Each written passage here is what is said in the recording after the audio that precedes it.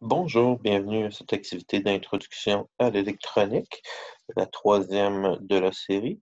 Aujourd'hui, on va voir comment utiliser des moteurs électriques dans un circuit contrôlé avec l'Arduino. Donc, il y a plusieurs types de moteurs qu'on peut trouver en général et en particulier là, dans le simulateur de Tinkercad.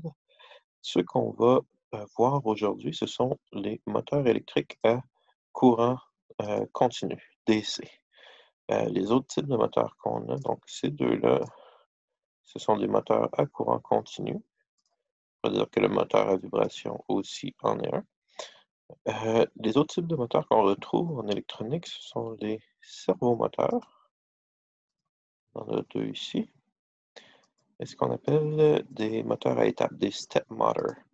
Je crois que lui en est un et lui aussi. Donc, la différence, il y en a plusieurs, dans la construction interne, dans la façon de les utiliser, dans la façon de les programmer.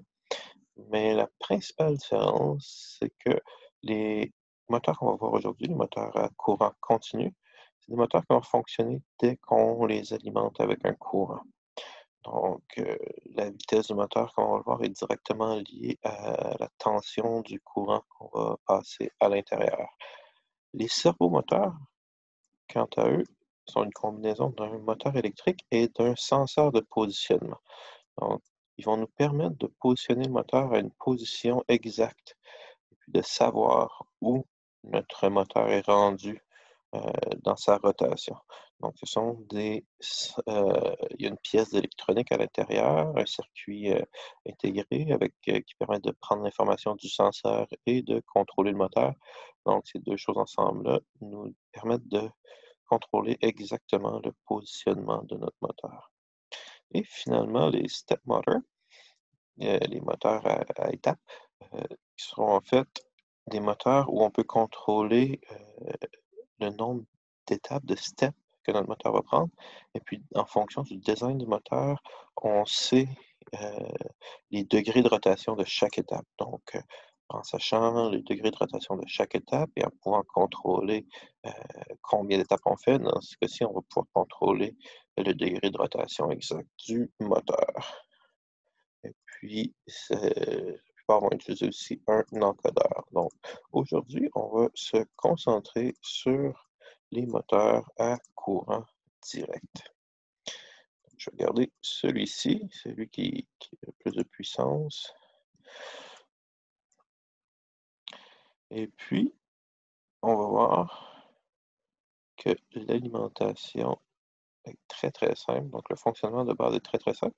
Et on va utiliser un nouvel appareil dans l'instrument qui est le bloc d'alimentation. Donc, appelle un supply. Donc, ce que ça nous permet de faire, en fait, ça va nous permettre de contrôler exactement la tension de notre courant en voltage et de limiter l'ampérage, la quantité de courant là, qui passe. Donc là, on voit ici qu'on a réglé une tension de 5 volts avec un courant maximum de 5 ampères. Donc, la connexion d'un moteur électrique, c'est tout simple. On a simplement à connecter l'alimentation aux deux bornes bombe de mon moteur. Et voilà. Donc, avec ça, j'ai un circuit qui part de ma source d'électricité, de mon alimentation. Le courant passe dans mon moteur du positif au négatif et retourne au ground de mon alimentation. Si j'appuie sur play, on voit que le courant qui est envoyé correspond à presque 80 milliampères, une tension de 5 volts, et puis notre moteur fonctionne à 9994 RPM, round per minute, donc rotation par minute, ce qui nous indique une unité de mesure pour la vitesse de notre moteur. Et puis l'observation ici, c'est que si je modifie le voltage de mon courant, on voit que le moteur, la vitesse du moteur est directement influencée. Si on va jusqu'à 30 volts ici, on voit qu'on peut se rendre presque à 60 000 tours minute. avec notre moteur. Donc, deux principes. Le moteur électrique fonctionne quand on alimente en courant. Et pourquoi ça fait une rotation quand on alimente le moteur électrique? C'est à cause de sa construction à l'intérieur. Donc, ça, c'est un schéma de l'intérieur d'un moteur électrique. On voit ici qu'on a le shaft qui va effectuer la rotation. Puis le fonctionnement est composé de deux aimants permanents dans l'encaissement du moteur, et puis d'un élément électromagnétique, donc une bobine, ce qu'on appelle en anglais un coil, c'est-à-dire c'est un fil électrique qui est enroulé. Et puis quand ce fil-là est alimenté en électricité, il devient chargé électromagnétiquement, c'est-à-dire qu'il devient comme un aimant. Et puis cet aimant-là va interagir avec les deux éléments permanents qui sont sur le côté pour créer une rotation, une force de rotation. Donc, c'est pour ça que plus on alimente avec une tension qui est élevée, donc plus la force électromagnétique de notre bobine ici va être élevée, donc plus la rotation va être rapide. Cette rotation-là, le sens de la rotation est déterminé par le sens dans lequel le fil est enroulé physiquement. Donc, ça va déterminer la polarité du champ magnétique, donc le sens de la rotation, de comment ça va interagir avec les aimants permanents sur le côté. Donc, dans cette logique-là, si je veux faire tourner mon moteur dans l'autre direction, ce qu'il faudrait que je fasse, c'est que j'inverse la direction dans laquelle le courant va alimenter mon moteur. Donc, au lieu d'envoyer le positif dans mon bôme 2, j'ai envoyé le positif dans le bôme 1 et le négatif, mon ground, au bôme 2. Et là, si je redémarre la simulation, on voit que maintenant la rotation est dans le négatif, à la même vitesse, mais parce que j'ai le même courant, mais dans la direction opposée. Donc, c'est un design qui est simple, facile d'utilisation, mais qui pose une limitation. Donc, dans le circuit ici, actuellement, il a fallu que je change physiquement les fils, les connexions de mon circuit pour changer la direction du moteur. Si on construit un robot, une voiture robotisée, par exemple, on ne va pas aller changer les connexions physiques de notre robot pour, par exemple, faire reculer la voiture. Donc, on voudrait un circuit qui est capable de changer la direction euh, de notre moteur sans avoir à refaire des connexions. L'outil qu'on va utiliser pour ça, c'est ce qu'on appelle un pont en H. Donc, on a une puce ici qui s'appelle la L293D, qui est un entraînement de moteur à pont en H. Donc, ça, c'est la puce. Et puis, le fonctionnement, en fait, là, le circuit imprimé derrière ça, en fait, techniquement, ça, on va le voir, c'est deux ponts en H dans une puce. Donc, c'est des ponts H en parallèle. Donc, le fonctionnement, l'idée, voici le schéma qui représente ce pont en H-là, et on voit physiquement que c'est une forme de H. Donc, la source de courant est ici, le ground est ici.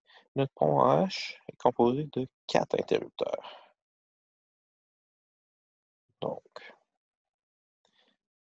quand les interrupteurs sont allumés ou éteints, vont déterminer la direction du moteur. Et ils vont marcher en paire. Donc, ici, on voit que c'est le symbole pour un transistor. Donc, si ce transistor Q1 est fermé, donc si la porte est fermée ici, il va marcher en paire avec le Q4. Donc, si on ferme Q1 et Q4, on voit que le courant va partir de notre source de courant ici, passer dans l'interrupteur Q1 parce que Q3 est fermé, n'ira pas ici parce que Q2 est fermé aussi. Alimenter le moteur du positif vers le négatif. Passer par Q4 ici et retourner vers mon ground. L'électricité va partir ici, faire tourner le moteur dans une direction, ici, et retourner au ground. Si à l'inverse, j'ouvre en fait ces deux transistors-là, que le courant ne passe pas ici, et que je ferme Q3 et Q2, alors là, on a un courant qui passe d'ici par Q3 dans le moteur du négatif au positif. Donc, on va le faire tourner dans le sens inverse, passer par Q2 ici et sortir. Si jamais on a Q1 et Q2 ouverts, ou les 4 ouverts en même temps, ou les 4 fermés en même temps, mais le moteur ne fonctionnera pas. Parce que ça va créer un court-circuit où on va directement aller alimenter le ground. Donc l'idée, c'est qu'avec ces 4 interrupteurs-là, dans un même circuit, sans avoir à refaire notre connexion, on va pouvoir allumer et éteindre les différents interrupteurs pour déterminer le sens de rotation de notre moteur. Et puis tout ce schéma-là est reproduit dans ce circuit intégré-là, le L293T. Et puis souvent, il va venir sous un format, sur un circuit imprimé, circuit intégré, sous la forme comme ça d'un driver. Un driver pour nos moteurs. Donc on va l'utiliser dans quelques instants, mais avant, je voudrais qu'on fasse le schéma nous-mêmes avec des interrupteurs à glissière, donc des switches. Sortie, entrée, et voilà.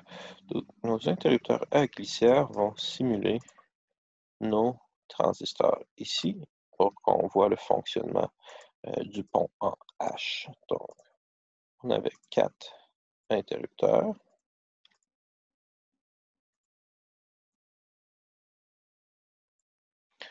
Puis, on va mettre notre source de courant ici. Et puis, on a le moteur au centre. Donc, si on regarde les interrupteurs à glissière rapidement, comment ils fonctionnent, on a une branche commune, et puis on a 2 baumes, comme ça. Donc, quand l'interrupteur est à gauche, il connecte la baume 1 à notre baume commune, à notre point commun. Et puis, quand l'interrupteur est à droite, donc de l'autre côté, il connecte le commun au baume 2. Donc, le baume 1 et le baume 2 ne sont jamais connectés ensemble, et dépendamment de la position de notre interrupteur, le commun va être connecté au 1 ou au 2. Donc, dans notre situation ici, pour représenter ce diagramme-là, on va connecter le positif au baume commun de notre interrupteur, ici et ici. Et puis, on va connecter notre moteur au baume 2 pour qu'on aille à changer l'interrupteur pour connecter le moteur ici. Donc, on va faire la même chose de l'autre côté. On va connecter ensuite le baume de notre moteur à un autre interrupteur ici, sur la baume commune. On va connecter la baume 2 à notre ground, qui se trouve à être sur notre bloc d'alimentation ici. Puis on va faire la même chose de l'autre côté. Donc, on va y aller, puis on va essayer de garder un certain ordre. Donc, on connecte le positif à la baume 1 comme ça. Vous remarquez que j'utilise les guides bleus pour placer à angle droit. Donc, la baume 2 et le baume 2, on va aller le connecter ici à notre baume. Donc, ça nous fait cette connexion-là. On va faire la même chose pour l'autre. Ça, à la bourne commune. La bourne 1. Et notre bourne 2, ici, comme ça. Donc là, on a la première partie, la partie du haut de notre pont en H. Maintenant, on va faire la même chose avec notre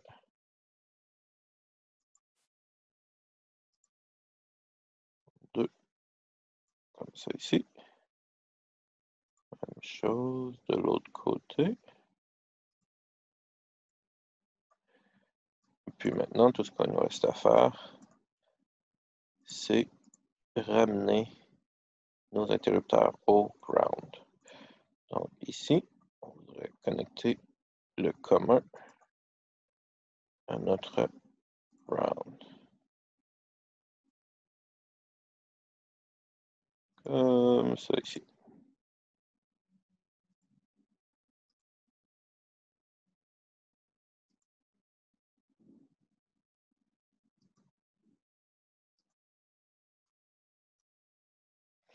Et voilà. Donc, on vient de reproduire ce schéma ici. Donc, notre courant passe du positif à un premier interrupteur qui connecte au boom. Même chose de l'autre côté. Et puis, on a notre retour en terre ici. La seule erreur que j'ai faite, c'est ici. J'ai connecté le boom 1 ici. Ça pourrait marcher, c'est juste que je veux qu'il soit déconnecté en partant. Donc, je vais le mettre à la boom commune, comme ça. Donc, étant donné que l'interrupteur était à gauche, quand j'avais connecté à la boom 1 et au commun, ça aurait été connecté dès le départ de ma simulation. Et puis partout ici, vous voyez, je l'ai fait pour qu'il soit déconnecté au départ. Oh, ici aussi, j'ai fait la même erreur. Donc ici, je vais simplement modifier. Oups. C'est bizarre. Donc le fil ne semble plus marcher. Hop, ça a planté. On va revenir.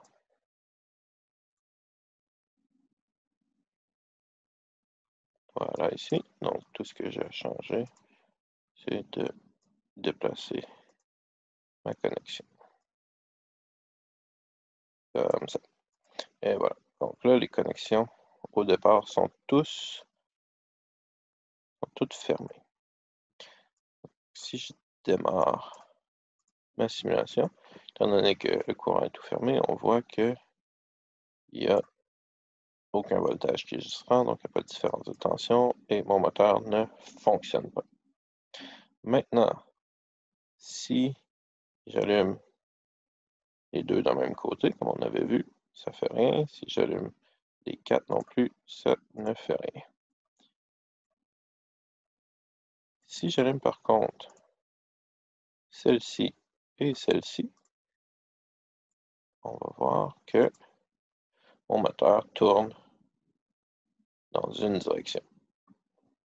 Donc, il tourne dans une direction anti-horaire puisque le courant passe du boom 1 vers le boom 2. À l'inverse, si j'ouvre ces deux-là, ils tournent dans l'autre direction. Donc, c'est le concept d'un pont en H pour contrôler les moteurs. Mais si on regarde ici, on voit qu'il y a plusieurs pins. Donc, si on regarde, il y a alimentation 1, alimentation 2. Si on a activé 3 et 4, activé 1 et 2. Puis là, on a les entrées 4, sortie 4, terre, terre, sortie 3, entrée 3, entrée 2, sortie 2, terre, terre, sortie 1 et entrée 1. Donc, Ça peut sembler assez compliqué, mais c'est fait pour contrôler deux moteurs. Donc, quand on dit activer 3 et 4, activer 2, 1 et 2, on parle des sorties. Donc, les sorties 3 et les sorties 4 vont contrôler un moteur et vont être activés par cette pin-là ici. Inversement, l'autre moteur va être activé par cette pin-là qui va activer la sortie 1 et la sortie 2. Les entrées, donc on parle de l'entrée 1, entrée 2, fonctionnent avec les mêmes sorties. Donc, les entrées 1 et 2 vont déterminer en fait lequel de ces switches-là est allumé. Donc, si on active l'entrée 1, ça va activer une paire de transistors pour faire tourner le moteur dans une direction. Donc, si on active l'entrée 2, ça va activer l'autre paire de transistors pour faire tourner le moteur dans l'autre direction. Si les entrées 1 et 2 sont les deux basses, c'est-à-dire qui n'ont pas d'électricité, ou les deux avec de l'électricité, comme on a vu ici, le moteur ne fonctionnera pas. Donc, il marche en paire comme ça. Finalement, alimentation 1 et alimentation 2 servent à alimenter le circuit intégré et à alimenter les moteurs. Donc, l'alimentation 1 sert à alimenter, si je me souviens bien, c'est la puce avec un 5 volts. Et l'alimentation 2 sert à alimenter les moteurs avec une alimentation qui peut aller jusqu'à 36 volts, si je me souviens bien. Et puis, je peux simplement aller voir la fiche technique de la puce si je veux avoir plus d'informations. Donc, on a le datasheet de la puce comme telle, avec les schémas, toutes les informations nécessaires. Et puis, on a ici les spécifications. Donc, on dit que le 1, c'est pour effectivement alimenter le circuit interne avec du 5 volts et le 2, c'est pour alimenter de 4,5 à 36 volts les moteurs. Donc, ça, j'ai la fiche technique sur Texas Instruments, une compagnie. Et vous avez vu que j'ai simplement trouvé le datasheet en tapant le nom de la puce sur Google. Donc, on va construire un petit circuit équivalent à ça pour contrôler un moteur avec notre pont en H et un Arduino. Donc, je vais me débarrasser de ce qu'on n'a plus besoin. Pour l'instant, on n'a plus besoin des interrupteurs. On n'a plus besoin. Non, on va avoir besoin du moteur, donc je vais le garder. OK. Maintenant, comment on monte ce circuit-là? C'est un circuit qui est un peu compliqué, donc pour faciliter ça, je vais prendre une plaquette d'essai comme ça ici. Puis je vais mettre l'Arduino ici. Et une des choses qu'il faut savoir avec les moteurs, c'est qu'étant donné que les moteurs demandent quand même beaucoup d'électricité pour fonctionner, la plupart, à part les servomoteurs, si on en utilise juste un, on va devoir les alimenter avec une alimentation externe. Parce qu'en partant, l'Arduino peut seulement fournir 5 volts. Et 5 volts, on en a besoin pour faire fonctionner le circuit interne ici. Donc, il va falloir aller chercher une alimentation externe, donc soit des batteries ou un bloc d'alimentation, comme j'avais tout à l'heure, pour alimenter nos moteurs. Donc, on va montrer comment ça fonctionne dans un instant. On va aller dans tous les composantes et on va aller chercher notre bloc d'alimentation. Je vais placer juste ici. Donc, notre bloc d'alimentation, on va simplement le connecter au positif et au négatif. Donc, je vais mettre des couleurs pour qu'on se retrouve. Rouge pour l'alimentation et noir pour le retour à la Terre. Et même chose, je vais connecter mon 5 volts ici à la rail d'alimentation du bas. Noir. Et je vais connecter, rouge, pardon. Je vais connecter mon ground, la mise à terre, dans le rail du ground ici. Et là, il faut faire bien attention. Dans la mesure où on va utiliser deux sources d'alimentation différentes pour notre circuit, c'est bien important pour que notre circuit fonctionne bien, que les mises à terre soient mises en commun. C'est-à-dire que les mises à la terre soient communes pour les deux parties de notre circuit. Et pour faire ça, tout ce que je vais faire, c'est connecter la mise à terre de mon bloc d'alimentation à la mise à terre de mon Arduino en connectant les deux rails, comme ça ici. Donc, j'ai ma platine d'essai, mon breadboard alimenté. Puis, je vais placer ma puce comme ça ici.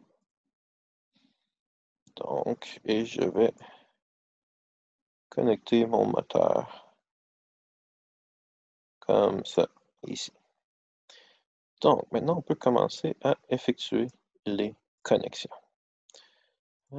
Je vais juste le tourner de 180 degrés comme ça pour que l'alimentation 2 soit du côté de mon bloc d'alimentation. Parce que mon bloc d'alimentation va fournir l'alimentation pour les moteurs. Donc, on disait que ça pouvait aller jusqu'à, dans la fiche technique, 36 volts,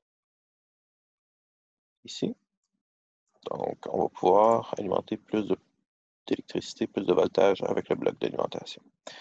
Donc, on connecte simplement l'alimentation 2 à notre alimentation du bloc d'alimentation. Maintenant, notre puce est alimentée par, on va mettre 30 volts. 30 volts avec le bloc d'alimentation. Et on va connecter notre 5 volts qui vient du Arduino à notre alimentation 1 ici. Et puis maintenant, nos 4 ground, on va aller les connecter à notre rail du ground. Oh.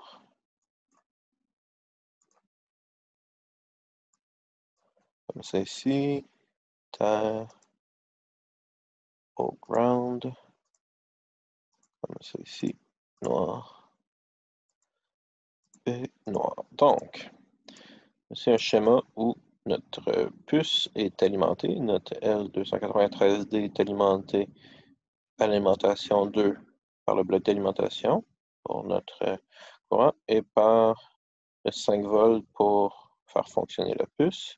Et puis nos 4 ground retournent à la terre avec le rail. Et, bien important, on a mis en commun nos ground, comme ça pour que notre circuit fonctionne ensemble. Maintenant, on va connecter notre moteur aux sorties, disons, on le dit ici parce qu'ils sont de ce côté-ci, donc 3 et 4. Donc, sortie 3, on va aller ici, et sortie 4 va aller ici.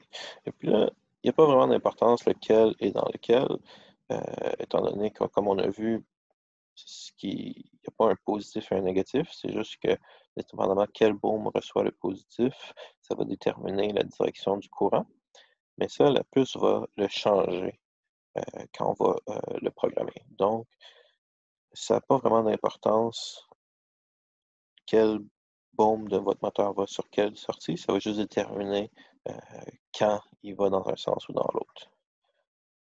Et maintenant, l'idée, c'est de connecter nos entrées 3 et 4 à notre Arduino dans des pins digitales.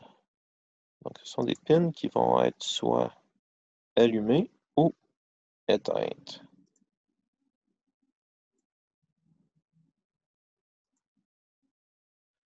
C'est ici, je vais le mettre dans le 3, dans le 4, pardon.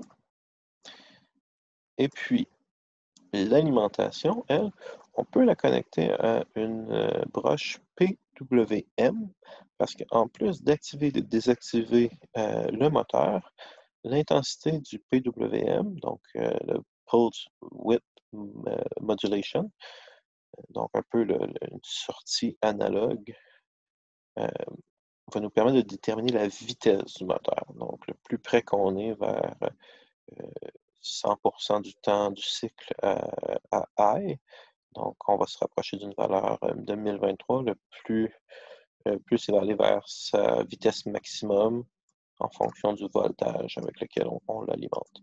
Donc, la pin d'activation va nous permettre de déterminer la vitesse du moteur. Et ça, je vais le mettre dans la pin 3. Donc, si je résume, on a alimenté à alimentation 2 avec une source de courant externe. Donc, c'est l'alimentation de nos moteurs. Alimentation 1 est connectée à notre 5 volts pour faire fonctionner la logique interne de la puce. Les sorties contrôlent en paire le moteur. Donc, on a connecté notre moteur aux sorties, dans ce cas-ci 3 et 4. Et si je voulais connecter un deuxième moteur, je pourrais les mettre sur les sorties 2 et 1. Finalement, on a utilisé les entrées 3 et 4, donc les entrées correspondant aux sorties qu'on a utilisées, qu'on a connectées à des broches numériques digitales. Donc, on va pouvoir les allumer et les éteindre et ils vont jouer le rôle de nos transistors. Ils vont activer ou désactiver les paires de transistors dans notre pont H.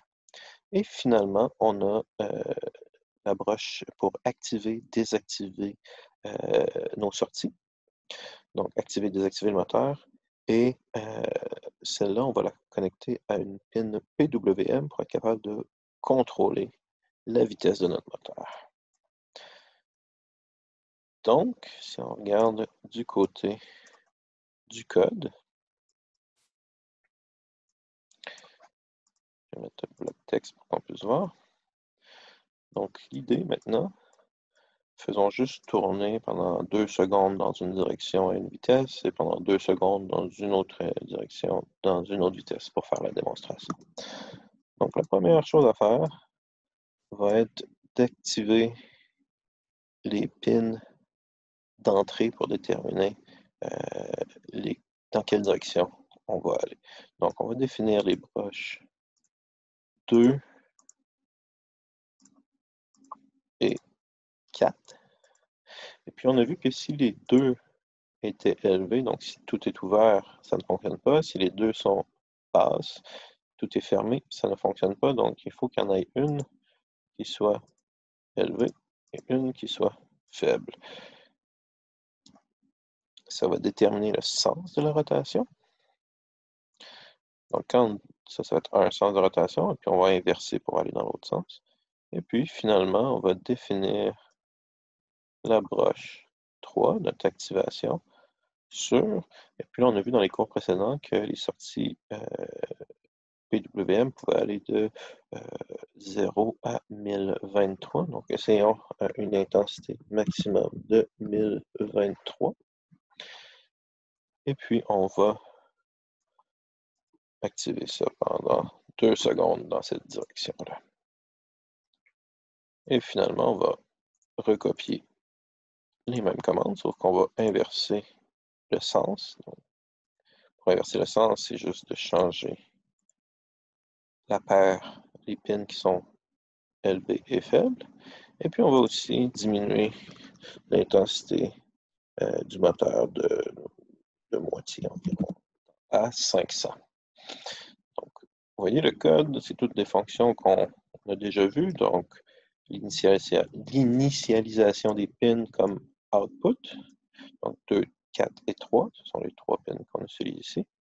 Et puis, simplement faire un digital write sur les pins pour les activer et les désactiver.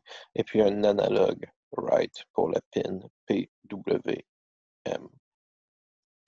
Donc, avec ça, avec ce code-là, on joue sur les entrées, entrée 3, entrée 4, et sur la broche d'activation. Et puis le moteur va être alimenté par les 2 sorties. Si notre circuit fonctionne bien, on devrait le voir tourner à une vitesse plus élevée dans un sens et une vitesse moins élevée dans l'autre. Il tourne 2 secondes dans un sens, 2 secondes dans l'autre. Et voilà. Donc, c'est le concept de base pour l'utilisation d'un pont en H et des moteurs électriques. Donc, le sens de la rotation est déterminé par la direction du courant et la vitesse de rotation est déterminée par le voltage qu'on va lui donner. Vous voyez, même en passant par la puce, si je diminue le voltage, ça diminue la rapidité de ma rotation. Le pont en H, donc c'est un circuit intégré qui me permet de contrôler la direction la direction et la vitesse de mon moteur avec mon Arduino comme ça ici. Et puis, ici, j'ai seulement utilisé un ensemble de sorties et d'entrées pour contrôler un moteur, mais la puce m'offre la possibilité de contrôler 2 moteurs. Donc, c'est une puce qui est idéale pour faire des choses comme, par exemple, contrôler une voiture ou un véhicule robotisé. Donc, sur ce, ça conclut notre cours sur les moteurs DC de courant continu. Et puis, les prochains cours porteront sur les servomoteurs. Merci et au revoir.